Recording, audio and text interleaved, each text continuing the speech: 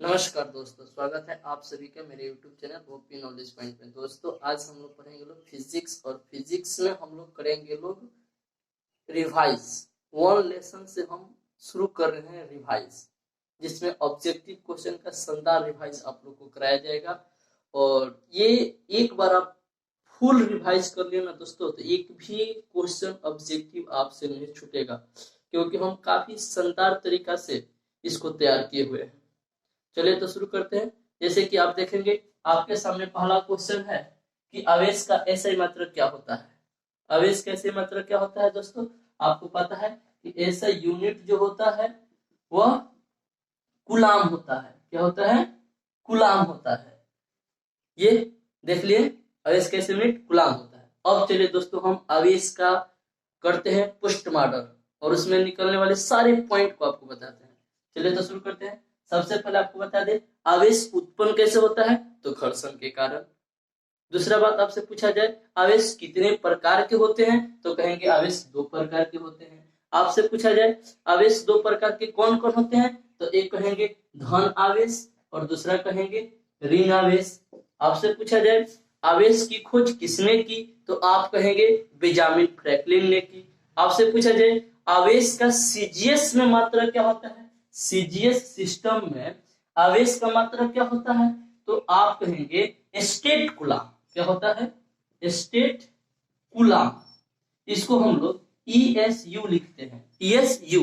और आपसे पूछा जाए कि एक कूलाम में, आपसे पूछा जाए एक कूलाम आवेश में कितना स्टेट कूलाम होता है? तो आप कहेंगे 3 गुना 10 के पावर 3 ESU होता है दोस्तों।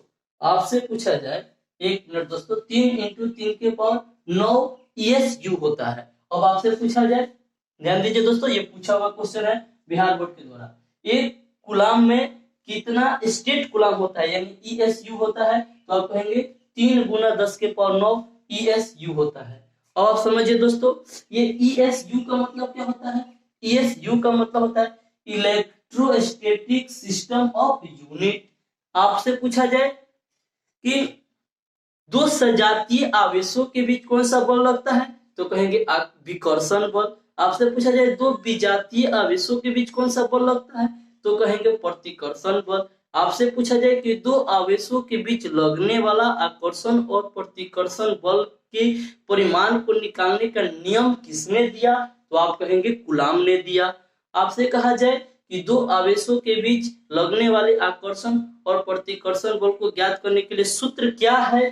तो आप कहेंगे F equal to 1/4 pi epsilon Q1 into Q2 by R square, ये होता है।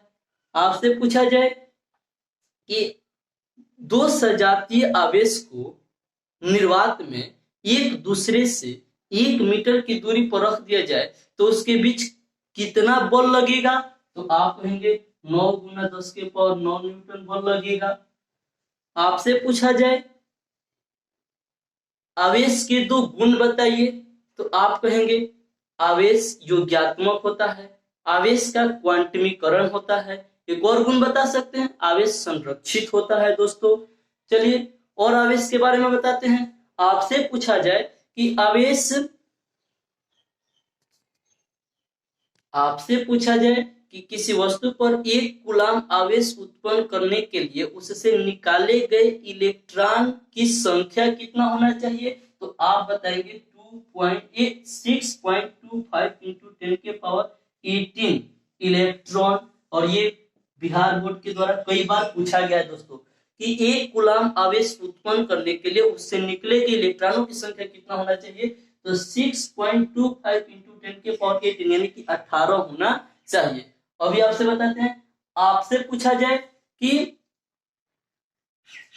आवेश, आपसे पूछा जाए कि एक इलेक्ट्रॉन पर कितना आवेश होता है? तो आप कहेंगे 1.6 इंटू 10 के पावर माइनस 19 कूलाम होता है। और यह कैसा चार्ज होता है?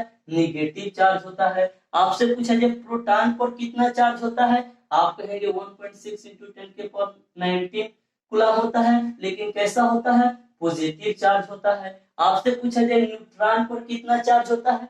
आपने कहेंगे कि न्यूट्रॉन पर कोई चार्ज नहीं होता है, यह उदासीन होता है दोस्तों। तो इस तरह अब आवेश से कोई क्वेश्चन न होगा जो आपसे पूछा जाए और आप उसको नहीं बता पाए। चलिए दोस्तों, तो अब आता है ये सारे। इसके बाद हमारे सामने आते हैं सेकंड नंबर क्वेश्चन। दोस्तों सेकंड नंबर क्वेश्चन आपके सामने दिया गया है कि निर्वात की प्रावैधुतता एप्सोनेंट का मान कितना होता है। ऑप्शन आपके सामने दिए गए हैं, तो आपको बता दें निर्वात की प्रावैधुतता एप्सोनेंट का मान होता है 8.85 इंटू 10 के पावर -12 फेराडे प्रति मीटर। क्या होता है दोस्तों? 8.85 इंटू 10 के पावर -12 फेराडे प्रति मीटर। अब चलिए देखिए, हम बनाते हैं इसका हलवा किस तरह से, सारा पॉइंट आपसे बनेगा। देखिए, ये एप्सोनेंट क्या है? निर्वात की प्रावैधुतता है। निर्वात की प्रावैधुतता का मान 8.85 इंटू 10 के पावर -12 फेराडे प्रति मीटर होता है। और देखिए कि कहीं कहीं आपको 8.9 इंटू 10 के पावर -12 फेराडे प्रति मीटर भी मिल सकता है। आपसे ये पूछा जाए कि निर्वात की प्रावैधुतता का ऐसा यूनिट क्या होगा, ऐसा यूनिट, निर्वात की प्रावैधुतता का ऐसा यूनिट, तो आप कहेंगे फेराडे प्रति मीटर, या आपको ऑप्शन में ये भी मिल सकता है कूलम्ब स्क्वायर प्रति न्यूटन मीटर स्क्वायर। इसको ऐसे भी लिखा रहेगा कूलम्ब स्क्वायर प्रति न्यूटन मीटर स्क्वायर। आपसे पूछा जाए कि निर्वात की प्रावैधुतता का बीमा क्या होता है, तो आप देखिए क्या कहेंगे। इसका बीमा जब आपसे पूछा जाए तो आप इसका बीमा बताएंगे। बीमा बताएंगे दोस्तों, इसका बीमा क्या आएगा? तो आई के पावर 2, टी के पावर 4, एम के पावर -1 और एल के पावर -3 ये होता है दोस्तों उसका बीमा। क्या होता है फिर से आपको बताते हैं, आई के पावर 2, टी के पावर 4, एम के पावर -1 और एल के पावर -3। कहीं कहीं आई के जगह पर ए भी आपको देखने को मिल सकता है। तो ये क्या हो गया? ये हो गया दोस्तों बीमा किसका? निर्वात की। तो ऐसा यूनिट पूछा जाए तो आप कहेंगे फेराडे प्रति मीटर या कूलम्ब स्क्वायर प्रति न्यूटन मीटर स्क्वायर। बीमा पूछा जाए तो आई स्क्वायर, टी के पावर 4, एम के पावर -1 और एल के पावर -3 कहा जाएगा। और आपसे पूछ दिया जाए कि ये फेराडे किसका मात्रक है, तो कहेंगे धारिता का मात्रक है। आपसे पूछ दिया जाए कि निर्वात की चुंबकशीलता का मान कितना होता है, तो आप कहेंगे 4 पाई इंटू 10 के पावर -7 हेनरी प्रति मीटर होगा। आपसे पूछा जाए हेनरी किसका मात्रक है, तो स्व प्रेरक तो कैसे मात्रक होता है हेनरी। दोस्तों तो इस तरह से एक और क्वेश्चन आपसे पूछ लिया जाए कि अपेक्षित प्रावैधुतता, अपेक्षित प्रावैधुतता का मात्रक क्या होगा, तो अपेक्षित प्रावैधुतता का कोई मात्रक नहीं होगा। और अपेक्षित प्रावैधुतता के लिए आपसे पूछ लिया जाए फॉर्मूला क्या होगा, तो आप कहेंगे कि epsilon R equal to formula आपका हो जाएगा epsilon R equal to epsilon by epsilon naught हो जाएगा, एप्सिलॉन बाई एप्सिलॉन नॉट हो जाएगा। तो इस तरह से इससे जुड़ा हुआ सारा पॉइंट आप कवर कर लेंगे। चलिए पहुंचते हैं लोग तीसरे क्वेश्चन पर। देखिए तीसरे क्वेश्चन आपके सामने क्या है, देखो तीसरा क्वेश्चन आपके सामने दिया गया है। तीसरा क्वेश्चन आपके सामने दिया गया है।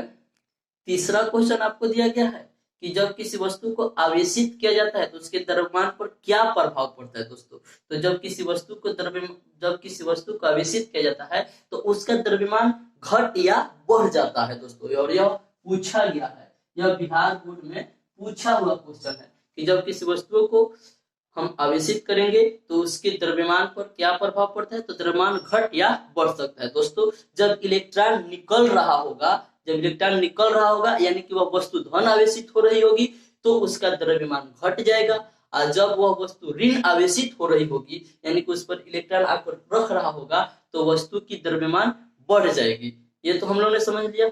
चलिए इससे जुड़ा हुआ और पॉइंट आपको बताते हैं हम।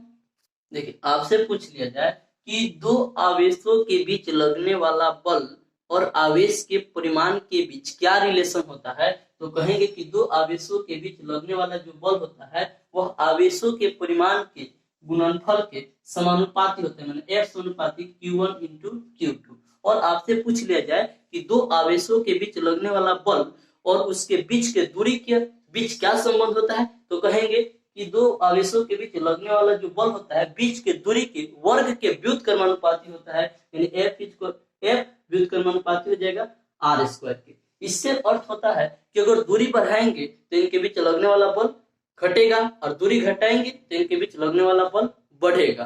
तो आपने ये समझा। तो आज के लिए ऐसा है, इतना ही।